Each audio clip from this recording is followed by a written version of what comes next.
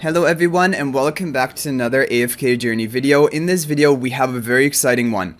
We're going to be looking at the top team for all of the different 8 Dream Realm endless bosses, and I'll have a score meter in the upper right for the number of times each hero is being used, so that at the end we know exactly how many times these heroes are being used across the 8 different teams, and this can give you an idea of which heroes are the most important to build on your account for endless bosses. It's always fun to do these, and because endless has been out for more than 2 weeks now, we have the top performing teams from Splash who's always been using the meta teams throughout. And we're going to get right into it. So we'll begin with Necrodrakon. So Necrodrakon, the top heroes as you can see are Mikola, Fresto, Rainier, Smokey, and Lily May. We're going to begin watching the replay because we have 8 different teams to go through. Okay, so the real thing you're going to notice a lot of the times is that Fresto, for the HP per second damage that he deals, is really good in endless bosses, one of the greatest forms of damage output. But along with that, Mikola and Smokey for providing the attack buff to your team is really valuable, because that is the way you ramp up Fresto's damage even further. And Mikola's blue aura specifically has a lot of damage contribution because it also deals HP per second damage. And even in a boss like, for example, Necrodrakon, which counters heroes which need to cast their abilities, Mikola and Smokey are still the best options. Now for this one specifically, Mikola has to be Supreme Plus because she will not have a good time recasting her ultimate in Necrodrakon. So it's important that her ultimate her Curse Sphere can remain unaffected in duration, which is only possible at her Supreme Plus. So there we have the Necrodrakon team. Now let's move on to the next one. So for Stomper, the top heroes are again Fresto, again Mikola, again Lily May, again Smokey, and again Rainier. Exactly the same heroes as in Necrodrakon are also in the top team of Stomper, which is again a bit counterintuitive. Smokey was only usable because of the fact that we had Resonating Spell onto him to give him enough immunity so that he can actually cast and get his blue aura off for the damage. Otherwise, in the previous season, Smokey was not the best option in Necrodrakon. It was just not possible to make him work, but here he definitely is. Okay. And again, you have the Frestos for their damage and the Mikola for her attack buff. And again, her Curse Sphere will be unaffected in duration if you control the On Arena, which you'll have no trouble controlling against this boss. So you'll need her Supreme Plus for that, because otherwise she's going to keep getting interrupted and silenced and unable to recast her ability. And you end up losing out on a lot of damage. But like, look at the team, how optimized they've become. Every single hero, the damage dealers are buffed up by Mikola's Curse Sphere, Lily May, the 2 Frestos, and they're all within Smokey's aura of attack buff as well. And this is insane. Like, if you see the damage output of these teams at their maximum potential, it's really crazy. Okay, so that was team number 2, and so far the same 5 heroes have been used in both of them, but things will change, don't worry about that. So moving on to Crystal Beetle. The top team, as you can tell, is using the same 5 heroes, but trust me, things are going to change. But there is one version of a team with Taylene and Crystal Beetle, but for Splash, this one did better, and for a lot of people, this one on average was doing better than Taylene for Crystal Beetle. But things may change when you get her Mythic Plus charms unlocked, because she does gain a big damage upgrade. I could definitely think this is probably the one endless boss team that is going to be changed when the Mythic Plus charms come, because that will give Taylene the damage boost she needs to probably pull ahead of this team. But as of right now, this is the top team using again the same 5 heroes. Yeah. Okay, so again, controlling the On Arena, getting the attack buff for your team. Smokey is off to the side in this team because then he will not be knocked up by the Crystal Beetle's attacks, but his blue aura will still reach the Crystal Beetle and deal damage to it. Lily May just for some additional damage onto your team. Yeah, not much more to say about this team lineup. Okay, but this is really also showing you the importance of Rainier to Mythic Plus, because some people were thinking, oh, well, once you get to end this boss, Fresto is the king and Rainier is not used as much, and that definitely is the case. Rainier is not used in all of the teams. However, he still is used in quite a few Endless teams, as you can tell, and before getting to Endless, he is one of the best options as well. So Rainier to Mythic Plus, I think, is not a hero you can pass on at all. Okay, here's the first team where Rainier is being replaced. The other 4 heroes are the same: Fresto, Smokey, Lily May, and Mikola. But here we have Elsa, because for this boss, it's really important to reduces fury stacks, and the only way to do that is by interrupting him. And the hero which interrupts him the best is Elsa, because on a really low like energy requirement, her ultimate is going to rapidly be castable and removing the fury stacks from him, and that will increase your team's damage output. It's not really about, like, you don't care that the fury stacks power up Orson's damage. You're not dying at all in this boss, but it causes him to take reduced damage as well. And that is why you need someone to reduce his fury stacks, and Elsa is the best at doing that. And again, look at the positioning. Mikola is buffing up all of your team with the Courage Sphere, getting massive value from that. And you're controlling the on arena. There's no problem with that with all of your heroes within melee range. It can be, sometimes depending on positioning, Orson can push you out of the on arena, but here that has not been the case. Okay.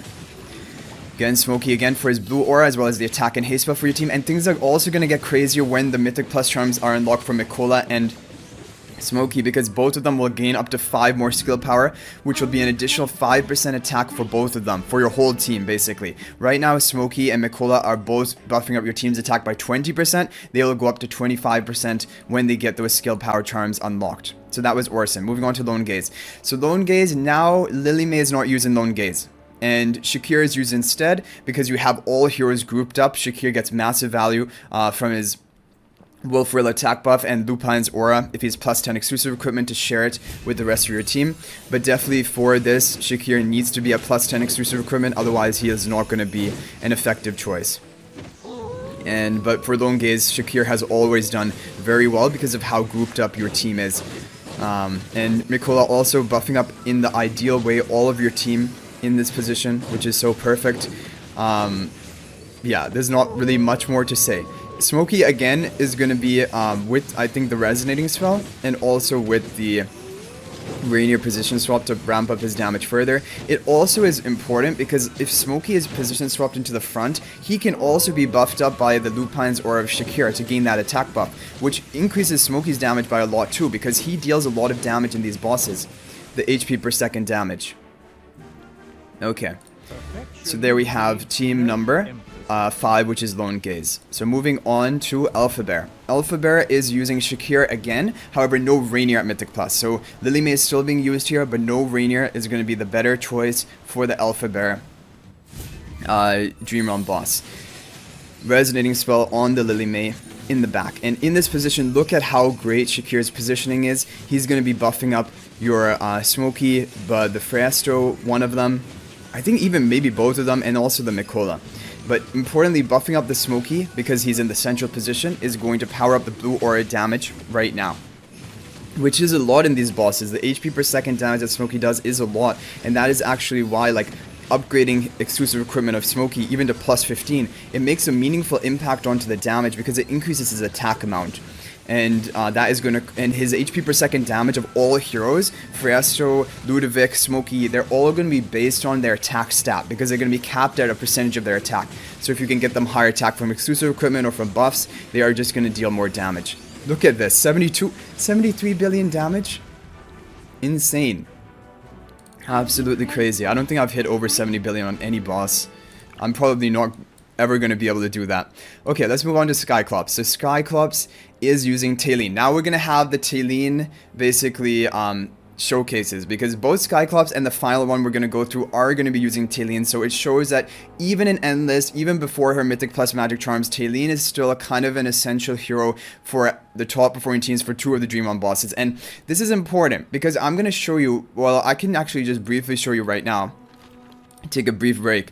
My district rankings has been amazing, apart from the days where we have to use Tailene. When Tailene is in the optimal lineup, King Croaker and Skyclops, then my district ranking falls down. I'm still in top 20, but if I was in a more competitive, I would be in trouble, right? So that is why Tailene is still going to be important to allow you to get the maximum ranks for all the different bosses which are going to come up.